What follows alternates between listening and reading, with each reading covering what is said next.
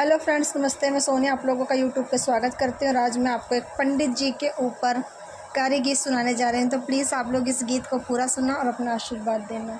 ए जी पंडित जी के चूरे की कमाल कैले बा। ए जी पंडित जी के चूरे की कमाल कैले बा। हमरे मड़वे में झाड़ू के काम कैले बा। हमरे मड़वे में झाड़ू के काम कैले बा।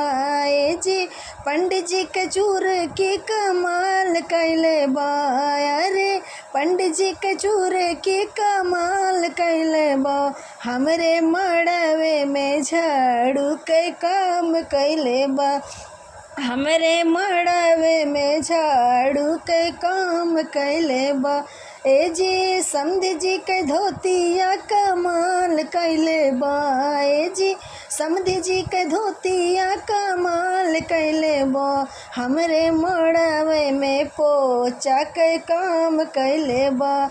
हमरे मड़वे में पोचा के काम कैले बा। ए जी अगुआ के पेटवा कमाल कैले बा।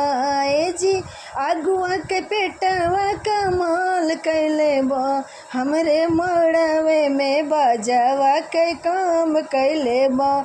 हमरे मड़वे में बजावा के काम कैले बा। ए जी जेठऊ के मोछिया कमाल कैले बा।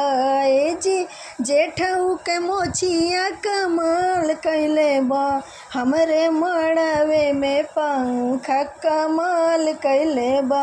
हमरे मड़वे में पंखा के काम कैले बा। हमरे मड़वे में पंखा के काम कैले बा। ए जी पंडित जी के चूर की कमाल कैले बा। हमरे मड़वे में झाड़ू के काम कैले बा।